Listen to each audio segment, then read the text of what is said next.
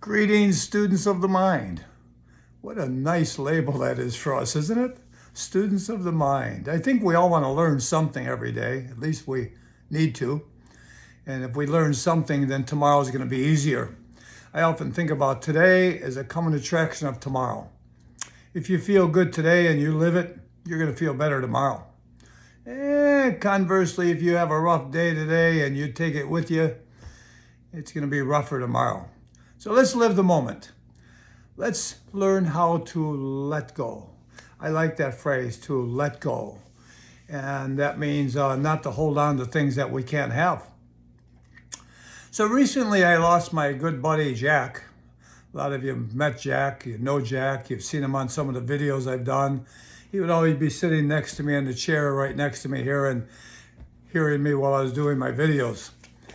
So Jack was a good buddy. He was with me for 15 years and he went everywhere with me. He went to see clients with me when I'd go into the office or the wellness center. He'd go visit friends with me when they were dog friendly. He went to hypnosis conferences with me. Wherever I went, Jack went. And Jack was a great journey. Taught me a lot. Taught me a lot about the subconscious mind that animals possess. You know, we have a mixture of the logical mind and the emotional mind, and we sort of mix the two together.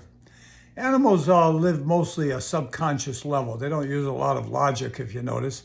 If you have a cat or a dog or any other kind of pet, learn how to learn their language. You know, they have a powerful language. They have a language of, I call it silent power. Silent power means they don't speak with words like we do. They might bark or meow sometime. And they live the moment, they love unconditionally, and they don't judge. Can you do that? Most likely not. It's not an easy one to do. Well, I've got a good message for you today. Great message. You know, when I share these messages with you on these little short videos, they are messages to share with you what I've attempted to live. And most of them I have lived. If you look back on some of the videos that I've made and I talk about a certain topic, like I think the last one was about regret. And I attempt to live free of regret. It makes my life easier. Now I'm going to share with you how to let go. So again, I mentioned who Jack was. Well, again, Jack was, he was a strong influence in my mind to teach you unconditional love, to teach you to live the moment, to teach you to accept what is. So recently, Jack was not feeling good. You know, Jack and I would walk a mile or two every day. Even into his later years, he would walk with me. And one day we were heading to the wellness center. The wellness center from my house is about 2 blocks, not even 2 blocks away. And we got about halfway there and he laid down and said, I can't go any further. I said, okay, let's go back home. So we went back home and he didn't go out again after that. He stayed in the house for about 3 weeks and he wasn't doing well. He had a little bit of a challenge with some tumors on his stomach. But we had a good life. And so in the process of this transition he was doing, we learned a lot of each other. I learned a lot of how he was allowing to be what is. And I made his life comfortable those last few weeks because I set it up so he was able to go on the balcony. Mike and I set up a nice strip about 4 feet long, 2 feet wide of sod. So Jack would pee and poop on the sod out there. And then, of course, he was able to go outside if he wanted to go outside because Jack was an independent dog. He knew how to open the door to the balcony. He knew how to go out in the backyard through a dog door. But he had challenges with the stairs. So I had a lot of support during that time. And we all need support, don't we? However, I'm here to tell you how to let go. So how we let go is we let go by allowing. Yeah, we let go by allowing. I think about allowing and what that means. That means kind of like to release. To release, like taking in a deep breath and then release it. And that allows us to feel free again. So I feel free. Jack is comfortable now. He's gone. And yeah, it's a little quiet here. Nobody around here but my plants right now. But You can see I get a little emotional as I talk about it, but let me allow you to let go. So letting go is this one. To allow to be what is. We don't always allow to be what is, do we? We sure don't. What we do is we complain. We say, oh my God, I don't want Jack to leave me. Maybe you have a loved one recently who passed away. Maybe you've lost some money recently. Maybe you've lost a position that you had, your job or your professional life that you had. Maybe you had a car accident recently. That could be another one. And so we all have this challenge of not wanting to be what is that we don't like, don't we? We do. We do. And now look at the variable that we have here. The subconscious mind, to my opinion, doesn't have a variable. It has all or nothing, floor or off, good or bad, up or down. But it doesn't have 10 degrees of depression, 3 degrees of happiness, 15 degrees of anxiety. It just has anxiety, depression, or feeling good. So when we have a conflict of loss, and we don't like this conflict of loss, then we challenge ourselves by complaining about it. Oh, I wish that wouldn't have happened.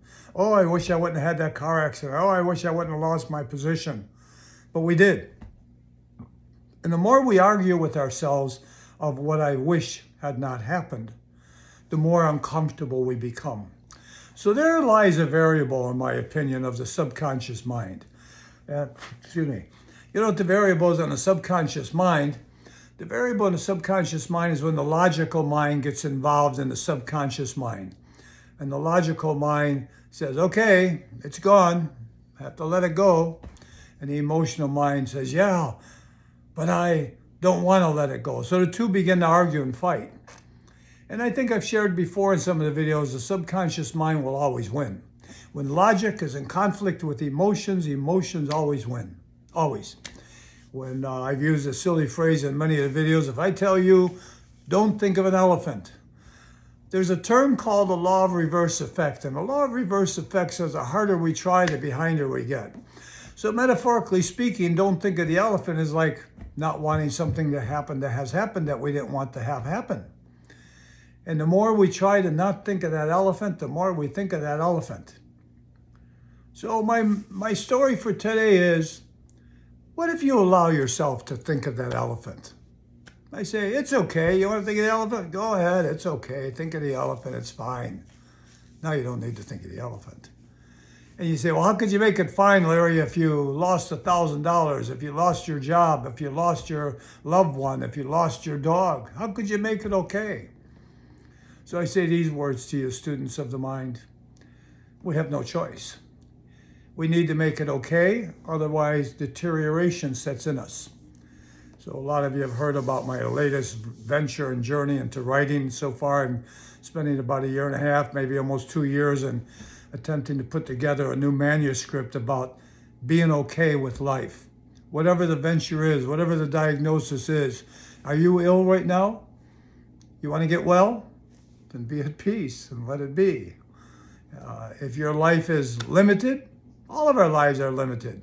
We don't know when our last moment will be, but we know the precious present of the moment. I suggest to you that you stay in the moment. I suggest to you that you watch some of my videos. Maybe share this one with some friends or loved ones about letting go. And letting go is nothing more than allowing to be what is without trying to hold it back and say, I wish it wouldn't have happened. Remember again, the harder you try to not think of that metaphoric elephant, the stronger that elephant's going to become. When you give yourself permission to allow, all the conflict and stress will leave you. I wish you well today. I love you so deeply. And you might say, you don't even know me. I love you anyway.